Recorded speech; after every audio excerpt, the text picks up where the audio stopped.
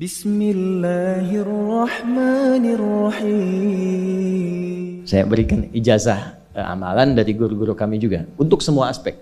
Jadi kalau ilmu insya Allah meningkat lebih kuat, kalau bisnis, kalau bekerja itu lebih lancar dan dilindungi oleh Allah, ya berkah. Kalau di birokrasi, di kedudukan, di apapun, itu pun diangkat oleh Allah dengan cara yang baik dan terhormat. Ya, karirnya di semua aspek. Satu sholat amalannya. Nah, bukan yang biasa. Bukan yang biasa. Kalau bisa jaga yang 40 rakaat. Yang sering saya sampaikan. 17 rakaat sholat fardu. Sudah? 12 rakaat rawatib. 11 rakaat yang tahajud. Jumlahnya 40. Ya. 17 rakaat sholat fardu. Kalau ini wajib. Kalau wajib standar. Ya, mau kaya mau tidak ya sholat 17 rakaat juga, mau pintar mau tidak 17 rakaat juga, jelas ya. Rumusnya 24434 ya, itu ya nomor aksesnya 24434, 2 subuh, 4 zuhur, 4 asar, 3 maghrib, 4 isya ya.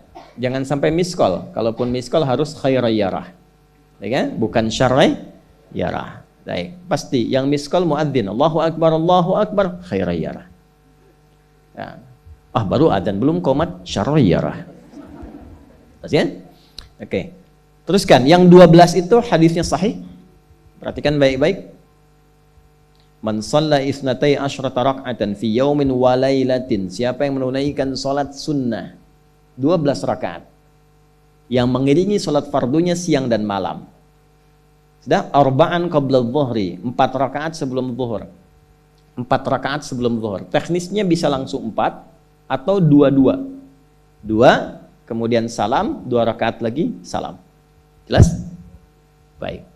Kemudian arba'an qabla dhuhri, rak'ataini ba'daha, 2 rakaat setelahnya. Setelah zuhur 2 rakaat. 4 tambah 2 berapa? 6. Rak'ataini ba'dal maghrib, 2 rakaat setelah maghrib. 6 tambah 2 8. Rak'ataini ba'dal isya, 2 rakaat setelah isya. 8 tambah 2 10. Rak'ataini qabla al-fajri, 2 rakaat sebelum subuh. 12 ya. Nah, jaga yang 12 ini. Jaga yang 12. Kalau sebelum zuhur tidak memungkinkan 4, misal sebelum zuhur. Karena kasusnya bisa berbeda. Ada Ibnu Umar, Abdullah bin Umar radhiyallahu taala anhuma menemukan kasus berbeda, seperti Anda di kantoran waktu singkat saat Ramadan, kan? Dapatnya cuma mungkin 2. Maka ada hadis dari Nabi sallallahu alaihi wasallam, riwayatnya Ibnu Umar. Qala au kama qala hafidtu an Rasulillah sallallahu alaihi wasallam 10 rakaat. Saya hafal dari Nabi 10 rakaat. Kalau tidak sempat sebelum zuhur 4, boleh 2. Nah, dari Ibnu Umar ini sebelum zuhurnya 2 rakaat. Sebelum zuhurnya berapa? 2 rakaat. Jadi kalau bisa 4, kalau tidak memungkinkan berapa? 2. Orang yang terbiasa 4, lalu karena kondisi tertentu dia mengerjakan 2, tetap dicatatkan oleh malaikat 4 jumlahnya. Dari mana dalilnya? Hadis. Idza maridal abdu aw safar kutiba lahu misla ma kana alaihi muqiman sahiha. Kalau seseorang sakit atau bepergian jauh atau dia sedang punya uzur syar'i seperti 2 hal tadi, dan tak mampu melakukan amalan rutinnya seperti biasa, maka tetap dituliskan pahalanya sempurna seperti rutin dan mukimnya. Contoh, ibu mohon maaf ya bu ya, mohon maaf. Perempuan dalam keadaan suci, sholat subuhnya berapa rakaat? 2, ya 2 kan nggak mungkin 3 kan? Baik ya, 2 rakaat. Sholat qabliyahnya berapa rakaat? 2 rakaat. Baik. Setelah itu baca Quran enggak? Alhamdulillah. Bisa 1 halaman, kan? Bisa. Ibu kerjakan saat suci. Saat sedang tidak suci, masa haid tiba, salat tidak? Tidak. Baca Quran tidak? Nah, kalau punya kebiasaan salat, baca Quran dan tiba masa haidnya, itu pahalanya tetap dituliskan sesuai kebiasaannya.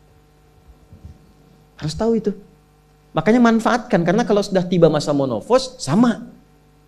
Itu Allah tuh memberikan kemuliaan khusus. Makanya bu, kalau ngaji dengan ustadz-ustadz tertentu, bikin kurikulum ngajinya fikih perempuan aja, gak usah jauh-jauh. Fikih perempuan. Keluarkan, karena banyak pahala mengalir di dalamnya. Ya. Dan kadang-kadang saya suka bingung, kalau bahas fikih rumah tangga itu kenapa yang tegang-tegang gitu. Sekarang fikih parenting sekarang tuh kayaknya menegangkan antara surga neraka aja tuh. Tanggung jawab suami, hati-hati dengan istri. Padahal Qur'annya mengatakan rumah tangga itu penuh dengan permainan yang menyenangkan. Yang ada banyak candanya. Gitu. Coba keluarkan tuh hadis-hadis itu ya. Ibu tahu salah satu istri Nabi ada namanya Sayyidah Saudah binti Zam'ah. Itu sepuh, Bu. Usianya sekitar 70 tahunan ke atas. Dan beliau, Nabi SAW bangunkan rumahnya, itu kamarnya di samping Sayyidah Aisyah, dekat situ, dekat Raudhah. Sepuhnya luar biasa, hobinya bikin makanan, masak. Satu kali ketika beliau sedang ngolah tepung, Nabi pulang, pas kemudian bagiannya Sayyidah Saudah binti Zam'ah datang sedang ngolah tepung, atau dalam riwayat atau kama hadas, itu dicolek tepungnya, bermain, bercanda, dicolekkan di keningnya, di kening istrinya. Nah, itu sudah sepuh, dicolekkan, masih bercanda, masih tertawa. Kalau bahasa kita masih panggil sayang gitu. Ini kapan kakek nenek masih bilang sayang dan canda. Ini penuh dengan demikian ya. Ini yang mau saya kembalikan deh, ya, nilai-nilai tadi. Jadi kembali ke sini, Bapak Ibu sekalian, kembali ke sini. Ya, urutkan lagi, kita agak cepat masuk ke dalam pembagiannya. Detil pada pembahasan ini, satu salat 40 rakaat. Sudah? Yang fardu sudah dalilnya, yang rawatib sudah, terakhir yang 11 rakaat yang salat malam. Ya, 11 rakaat yang salat malam. Nah, ini 11 rakaat ini bisa warming up dulu 2 rakaat tanpa baca surat, Al-Fatihah saja. Di Allahu Akbar langsung Al-Fatihah, tidak pakai iftitah, tidak pakai surat selain Al-Fatihah. Allahu Akbar, ya, a'udzubillahi minasyaitonirrajim, bismillahirrahmanirrahim, alhamdulillahirabbil alamin sampai waladhdallin, selesai amin, langsung rukuk. 2 rakaat.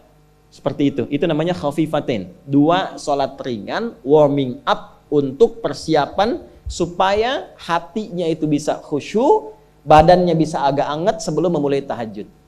Barulah kemudian tunaikan 2 rakaat setelah itu, 2 rakaat setelah itu, 2 rakaat setelah itu, ujungnya tutup dengan 1. Ya, itu riwayatnya ada di dalam riwayat Abu Daud, nomor hadis 1367 dari Ibnu Abbas radhiyallahu taala anhuma.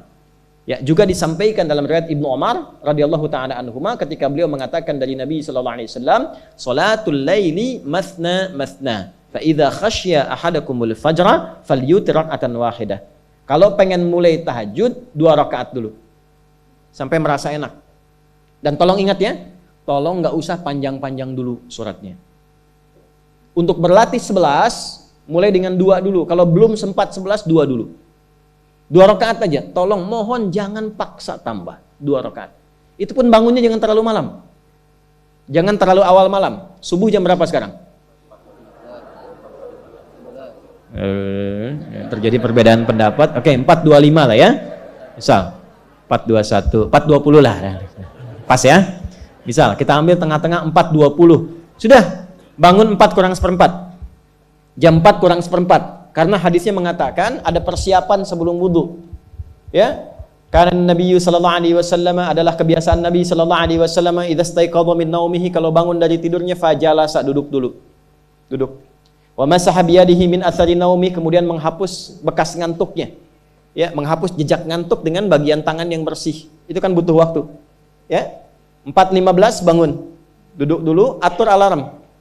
Ya, alarm mungkin ya 3.15, 3.30, ya, kemudian jam 4 terakhir. Alarm pertama untuk mematikan alarm kedua siap-siap alarm ketiga sadar. Ya, kan begitu kan? Ya. Ya begitu, itu rumusnya. Nanti kalau sudah ayat tahajud, masuk Al-Isra, nanti saya jelaskan. Itu ada isyaratnya di Quran. Bukan isyarat alarm ya, tapi isyarat perjuangan kita untuk bangun. Jadi 4 kurang 15 itu adalah persiapan supaya jam 4 bisa wudu. Ya, begitu jam 4, thumma dhahaba ila shinin mu'allaqah, pergi ke tempat kemudian berwudu, tempat tertutup, wudu, selesai, balik lagi, kan 4.20 adzan kan? Misalnya 4.10 mulai sholat. Kalau 2 rakaat kan nggak lama-lama. 5 menit, witirnya 1 menit, 3 menitnya istighfar, nunggu subuh. Ya, bacanya jangan tinggi-tinggi. Al-Falaq, An-Nas, witirnya Al-Ikhlas. Besoknya Anda sudah bosan 4 rakaat. Ad-duha, al-insyirah, al-falaq, an-nas, al-ikhlas. Besoknya terus sampai bosan tambah 6 rakaat sampai konsisten 11. Jelas? Mulai dengan seperti itu, 11 tambah 12, kan berapa? 23 tambah 17, 40. Tolong jaga ini, selama hidup tunaikan aja. Kalau tidak percaya, silahkan coba, nanti lihat apa perubahan yang terjadi dalam kehidupan. Demi Allah saya katakan silahkan coba. Yang kedua Al-Quran. Yang kedua apa? Al-Quran. Kan ada 3 tadi ya? 1, salat. Kedua, Al-Quran. Jangan lewatkan 1 hari tanpa baca Al-Quran. Walaupun hanya 1 ayat. Walaupun hanya 1 ayat. Walaupun keterlaluan sih 1 ayat itu. Ya. Alif Lam Mim dah. Pesan Ustaz kan 1 ayat. Nun dah. Okay. 1 halaman. Nah, biasanya begini, semakin banyak dibaca, semakin terjadi perubahan yang berbeda. Kalau ingin nguji begini, hari ini baca 1 halaman, besok baca 2 halaman. Nanti lihat perubahan yang terjadi antara hari ini dengan besok. Pasti ada pengaruh. Paling minimal, Allah akan jaga keadaan diri kita dari berbagai bentuk kegelisahan. Semua tenang aja. Ada masalah apapun, kasih ketenangan, kasih ketenangan. Dan ketenangan itu paling mudah melahirkan solusi. Jelas? Oke, 2, Al-Quran. 3 kira-kira apa? 3 apa kira-kira? 3, jaga wudhu. Gak pakai jaga wudhu. 1, sholat. 2, Al-Quran. 3 apa? Jaga wudhu. Apa dampak psikologisnya jaga wudhu? Tidak ingin batal wudhunya. Kalau orang tidak ingin batal, maaf kalau kebanyakan bohong batal tidak. Maksiat, itu batal maknawi. Makanya orang punya wudhu itu pasti kalau dia selalu jaga wudhunya akan terjaga dalam kebaikan. Karena fungsi wudhu salah satunya mencegah maksiat. Itulah sebabnya setelah wudhu kita doa taubat. Coba selesai wudhu kok taubat. Asyhadu an la ilaha illallah wa asyhadu anna Muhammadan Rasulullah. Kemudian Allahumma ja'alni minat tawwabin. Ya Allah, jadikan aku orang yang selalu tobat, bebas dari maksiat. Itulah rahasia wudhu. Salah satunya menjaga seseorang dari perbuatan maksiat. Ya, tidak bermaksiat, jaga wudhu. Saya itu banyak bercanda dengan keluarga, termasuk anak-anak. Bercanda terus, tapi serius dalam 3 hal. Salat, Quran, dan jangan pernah bermaksiat. Itu kalau anak saya itu pegang, Bu, Pak, ini cerita aja ya. Pegang mushaf nggak benar aja, itu bisa saya lempar dari jauh. Minimal saya teriaki. Pegang mushaf nggak benar, bukan nggak baca.